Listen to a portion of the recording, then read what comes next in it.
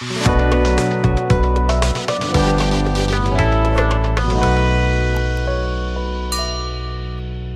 हम लोग को देखना है कोडोमिनेंस। बात ध्यान समझना, कोडोमिनेंस इसमें है ये कि लॉ ऑफ डोमिनेंस में क्या पढ़ते हैं कि अगर कोई एलील अगर हाइब्रिड कंडीशन में है, कहने का मतलब ये है कि वो हेट्रोजाइगस फॉर्म में है, तो दूगो में से डोमिनेंट अपने आप को फुल्ली एक्सप्रेस करेगा और कंप्लीटली रिसेसिव को क्या करेगा कि सप्रेस कर देगा। बट यहाँ पे ऐसा कुछ नहीं है, मतलब ये मेंडल के एरा के बाद का बात है। हालांकि क्रॉसिंग में सब का सब कैलकुलेशन मेंडल थ्योरी के अकॉर्डिंग ही हो रहा है, हाँ, लेकिन कैरेक्टर वाला क्या कि फेनोटाइपिक वाला रेशियो में क्या हो रहा है कि प्रॉब्लम हो रहा है। ये बात समझ में आ रहा है? अब बात समझो, हुआ क्या क्या हुआ। अब बात समझो, हो रही है जैसे कि मान लो कि हम लोग इसमें देखते हैं तो इसमें लॉ ऑफ डोमिनेंस काम नहीं आता है।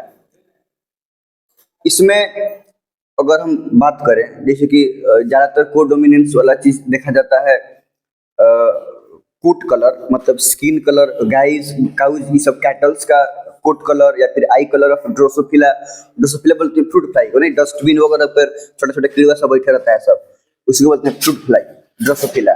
ठीक है, तो अब अगर हम इसके बारे में बात करें ध्यान से, तो इसमें डोमिनेंट ट्रेट और रिसेसिव ट्रेट दोनों साइड बाय साइड अपने आप को क्या करता है कि एक्सप्रेस करता है।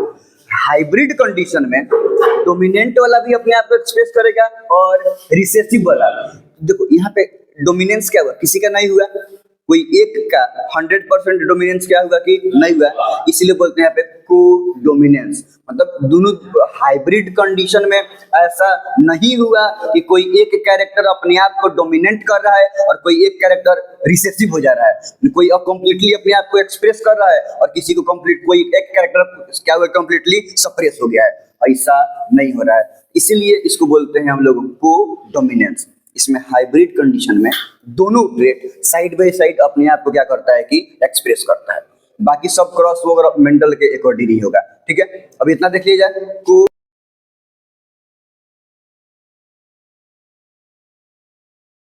देख रहे थे लोग कॉन्सेप्ट कोडोमिनेंस का, और ये केस कब है? It was the case of post Mendelian era, Mendel के एरा के बाद की बात है, तो उस समय ऑब्जर्व कर लिए होते इन विच बोथ ट्रेट। क्योंकि मेंडलियन एरा के बारे में बात करें तब तक तो यही था ना कि दो कैरेक्टर है, मतलब एक कैरेक्टर का दो ट्रेट है, एगो रिसेसिव है और एगो डोमिनेंट है, या डोमिनेंट वाला अपने आप को एक्सप्रेस करेगा, रिसेसिव वाला सप्रेस हो जाएगा, तो कंप्लीटली उसको सप्रेस कर दिया और डोमिनेंट वाला कंप्लीटली अपने आप को एक्सप्रेस किया। एवरेज वाला बीच वाला बात यहाँ पे नहीं था हाइब्रिड कंडीशन में। ठीक है, तो in which both trait of a character express itself. लेकिन यहाँ पे क्या हो रहा है, दोनों कैरेक्टर अपने आप को एक्सप्रेस कर रहा है इन हाइब्रिड कंडीशन, मतलब हेट्रोजाइगस कंडीशन में। ठीक है, जिसके ये सब होता है coat colour of cattle, skin colour of cattle में, eye colour of drosophila etcetera. बात सुनिए यहाँ पे, मान हाइट ये व्हाइट कलर का स्किन है गाय का और ये रेड कलर का स्किन है गाय का, इसको हम कैपिटल डब्ल्यू से रिप्रेजेंट किए हैं और इसको स्मॉल डब्ल्यू से है। अब इसका गैमेट कैपिटल डब्ल्यू एक ही टाइप का, इसका गैमेट स्मॉल डब्ल्यू, दोनों को क्रॉस कराएंगे तो जितना भी सब आएगा सब का सब कौन सा कलर का हो जाएगा? रून कलर। रून का मतलब वो रहेगा व्हाइट ही, अब बीच में कहीं कहीं रेड कलर का क्या होगा कि धब्बा रहेगा, पैचेज ऑफ रेड कलर कहीं ना कहीं रहेगा, और उसी कलर को हम लोग बोल रहे हैं लोग roan colour. In codominance both colour red and white express itself side by side which is called as roan colour. कब? when hybrid मतलब हेट्रोजाइगस कंडीशन में। यहाँ पे एलील क्या है? Capital W small W, heterozygous condition है ना। इस केस में कौन कलर आ रहा है? रून कलर, मतलब व्हाइट भी है दिखाई दे रहा है और ये रेड भी है। समझ में आ रहा है? ऐसा नहीं है कि रेड दब गया है, रेड भी अपने आप को कमी सही व्हाइट में साइड बाय साइड अपने आप को एक्सप्रेस कर दिया है। ठीक है, अब ये तो मिली जुली कलर आ गया, जिसमें अगर कैटल के बारे में बात करें तो उसका skin colour patches of red colour होगा on white colour, white body पे पैचेज ऑफ रेड कलर होगा, रेड एक्सप्रेस कंप्लीटली खत्म नहीं हुआ है। अब इसको अगर हम फिर से क्या किए हैं कि क्रॉस करवाए हैं, देखो पे ये भी कैपिटल डब्ल्यू स्मॉल डब्ल्यू रोन वाला है और ये भी रोन वाला है। तो अब इसका तो दो टाइप का गैमेट बनेगा, कैपिटल डब्ल्यू स्मॉल डब्ल्यू, इसका भी कैपिटल डब्ल्यू स्मॉल डब्ल्यू। तो क्रॉस करेंगे तो क्या मिला? ए गो व्हाइट, अच्छा ये स्मॉल डब्ल्यू है ना, ये व्हाइट नहीं, ये हो जाएगा रेड। स्मॉल w है ना, ये हो जाएगा रेड। अब बात समझो, अब यहाँ पे कैपिटल W स्मॉल w ये रून कलर हो गया, और यहाँ पर भी स्मॉल w और कैपिटल W कौन कलर हो गया, रून कलर। अब इस पूरे को अगर हम एनालिसिस करें तो फेनोटाइपिक रेशियो का मतलब क्या होता है कि जो ऊपर से दिखने में जैसा होता है उसको ना बोलते हैं। तो ऊपर से ये वो कंप्लीटली व्हाइट अलग दिख रहा है, ये व्हाइट ये में लाल लाल धब्बा है, ये अलग दिखाई ही अलग देगा कि नहीं देगा। एगो कंप्लीटली व्हाइट वाला, एगो कंप्लीटली रेड वाला और दूगो रोन वाला। तो फेनोटाइपिक भी अलग अलग टाइप हुआ कि नहीं हुआ। तो व्हाइट दूगो रोन एगो रेड 1:2:1। और जीनोटाइपिक रेशियो की बारे में बात करें ये देखो, हाई एगो होमोजाइगस और दोनों कैपिटल W और एगो होमोजाइगस स्मॉल w और दूगो सेम टाइप का है, मतलब हाइब्रिड कंडीशन है कि नहीं है। तो 1:2:1। तो यहाँ पे फेनोटाइपिक रेशियो और जीनोटाइपिक रेशियो दोनों क्या है कि सेम है, कोडोमिनेंस वाला केस में। ठीक है, तो ये हो गया कौन सा केस, कोडोमिनेंस। अब एक और केस हम लोग देखते हैं, लोग अभी बाद में पता चला मल्टीपल एलील। अब तक हम लोग ये देखे थे कि कोई भी लिविंग ऑर्गेनिजम्स में कोई भी ट्रेट शो हो रहा है तो उसके उस पर्टिकुलर ट्रेट के लिए, चाहे टॉल हो चाहे ड्वार्फ हो, कोई भी ट्रेट शो हो रहा है ना, एक या तो टॉल होगा या ड्वार्फ होगा, तो कोई भी पर्टिकुलर ट्रेट के लिए a pair of allele responsible है, माने दूगो एलील रेस्पॉन्सिबल है जनरली। अब अगर किसी ट्रेट के लिए दूगो एलील के अलावा कोई एलील आ जाए तो एक्स्ट्रा हो रहा है कि नहीं हो रहा है, समझ में आ रहा है कि नहीं रहा है। तो इस केस को बोलते हैं हम लोग मल्टीपल एलील। और ये होता है ब्लड ग्रुप में। देखो हाइट में हम लोग क्या पढ़ते हैं, कैपिटल T स्मॉल t दुगो था ना, इस समय भी क्या है दुगो है। लेकिन अगर ब्लड ग्रुप के बारे में बात करें उसमें ब्लड ग्रुप को, मतलब हमारे ब्लड ग्रुप को कोड करने के लिए 2 एलील नहीं, a pair of 3 allele responsible होता है, समझ में रहा है। इसीलिए इस केस को क्या बोलते हैं, मल्टीपल एलील। सबसे पहले इसको दिए थे एक साइंटिस्ट कार्ल लैंडस्टीनर। तो ये साइंटिस्ट सबसे पहले इस बात को सजेस्ट किए थे कि भाई ब्लड ग्रुप के लिए, उसके लिए उनको नोबेल प्राइज मिला था ना। तो ब्लड ग्रुप के लिए अ पेयर ऑफ एलील नहीं, 3 एलील क्या होता है कि रेस्पॉन्सिबल होता है। ठीक है, जिसमें से एक था ABO। तो हम लोग उनके रेस्पेक्ट में लिखते हैं लोग LA, कैपिटल L थोड़ा सा धीरे से नीचे से, LA LB LO नाम का कैपिटल लेटर यूज करते हैं लोग उनको रेस्पेक्ट देने के लिए। जिसमें 3 एलील में से A और B डोमिनेंट होता है दोनों, ठीक है, और जो O होता है वो रिसेसिव होता है।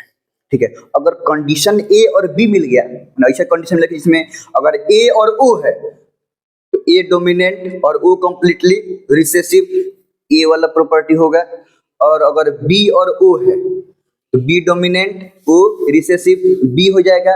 और जहां A B आएगा वहां A भी अपने आप को एक्सप्रेस करेगा, दोनों डोमिनेंट है, तो वहां पे आ जाएगा कौन कंडीशन, को डोमिनेंस। इसलिए ये वाला एक बार बता दिए हैं कि यहाँ पर दोनों क्या करेगा कि अपने आप को एक्सप्रेस करेगा। अब को डोमिनेंस का कॉन्सेप्ट है, तुम समझ सकते हैं कि ऐसा भी होता है। तो यहाँ पे मल्टीपल एलील वाला कंडीशन भी है और यहाँ पे को डोमिनेंस वाला भी कंडीशन है ब्लड ग्रुप में, क्योंकि एक से ज्यादा 3 एलील है, एक पेयर से ज्यादा 3 एलील है, इसीलिए इस कंडीशन को बोलते हैं मल्टीपल एलील। ठीक है, और डोमिनेंट जब ए बी दोनों है, यहाँ पे ए का प्रोपर्टीशन हम लोग कौन सा ब्लड ग्रुप, तो ब्लड ग्रुप AP, यानी उसमें ए वाला भी है और ये बी वाला भी है थोड़ा सा, तो इसीलिए ब्लड ग्रुप क्या होता है AB। वहां दोनों का अपना अपना क्या होता है कि दोनों अपने आप को एक्सप्रेस करता है, यहाँ तो कोई दिक्कत नहीं है ना।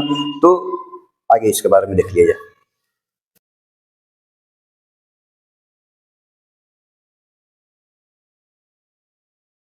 हम लोग देख रहे थे लोग मल्टीपल एलील के बारे में। ठीक है, मल्टीपल एलील के मतलब हम बता चुके हैं कि वैसे जनरली कोई भी कैरेक्टर के ट्रेट को कोड करने के लिए एक पेयर ऑफ एलील रेस्पॉन्सिबल होता है, लेकिन दो से ज्यादा अगर एलील आ जाए, ज्यादा हो गया ना, एक्स्ट्रा हो गया, इसलिए इस केस को बोलते हैं multiple allele.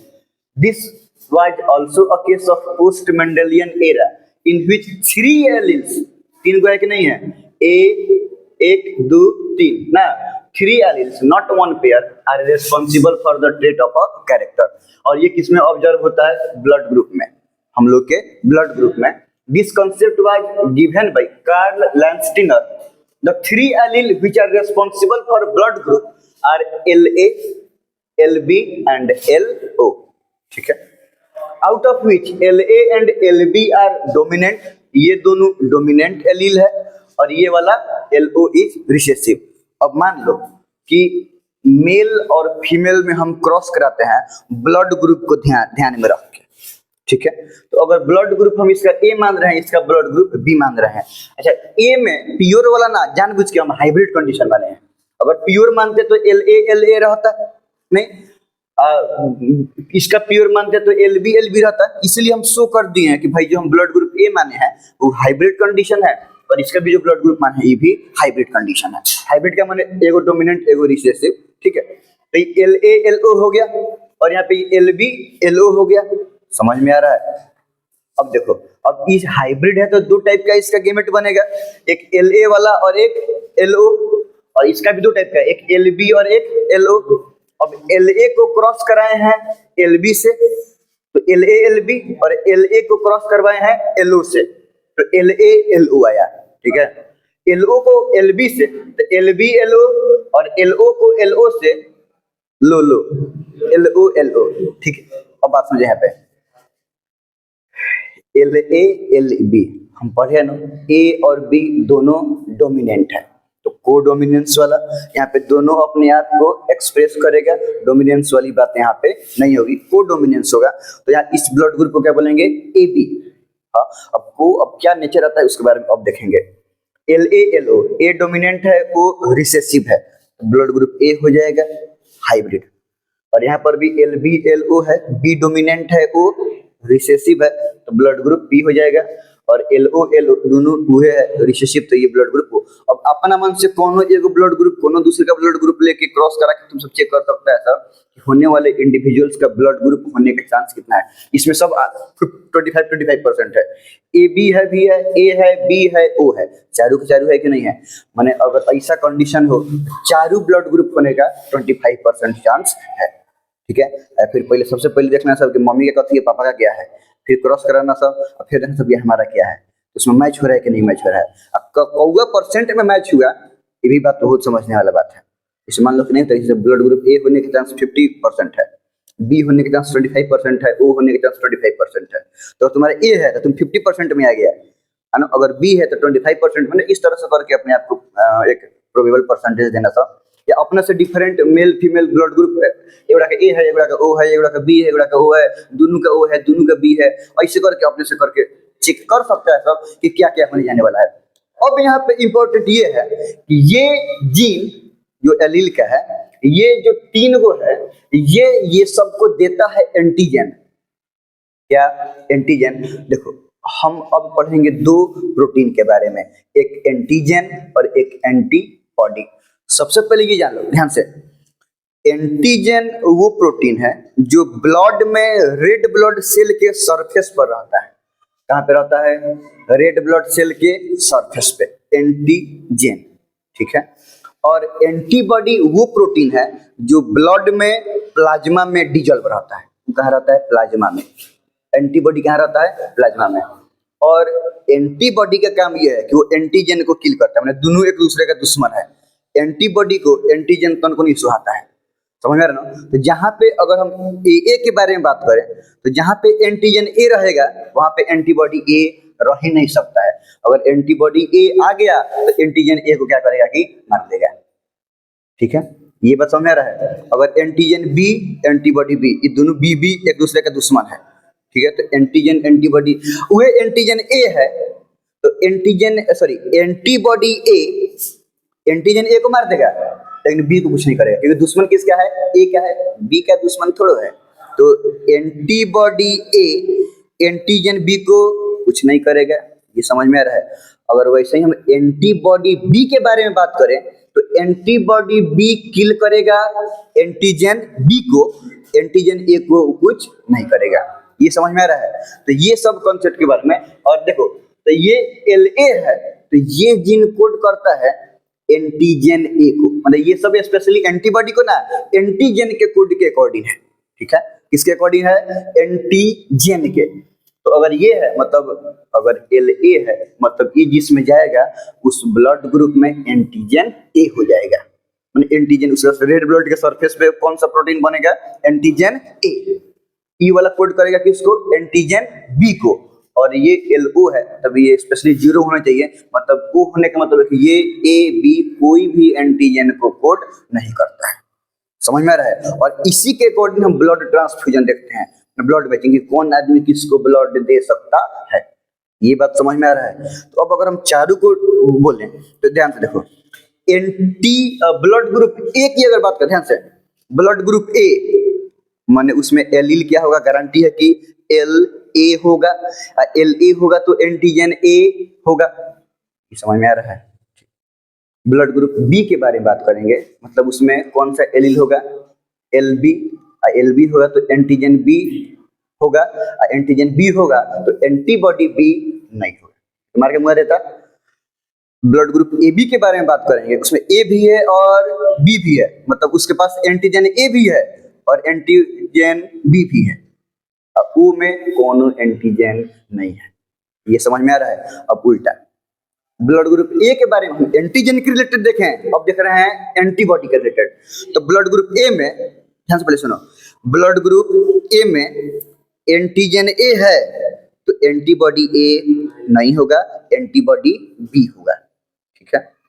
Blood group B में एंटीजन बी है तो एंटीबॉडी बी नहीं होगा, एंटीबॉडी ए होगा।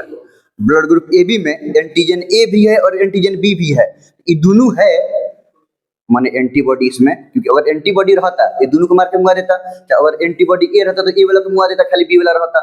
समझ में रहा है? तो ब्लड ग्रुप ए बी में एंटीजन ए भी है, एंटीजन बी भी है, माने कोनो एंटीबॉडी इसमें नहीं है। अच्छा, अब ब्लड ग्रुप ओ में कोई एंटीजन नहीं है, इसमें दोनों एंटीबॉडी है, तब ना कोई नहीं है, एंटीबॉडी ए भी है, एंटीबॉडी बी भी है। ये समझ में आ रहा है? अब इसी के अकॉर्डिंग हम क्या करेंगे? ब्लड को ट्रांसफ्यूजन करेंगे। अब सब एकदम क्लियर हो जाएगा ब्लड ट्रांसफ्यूजन। ठीक है, ध्यान से बात समझो।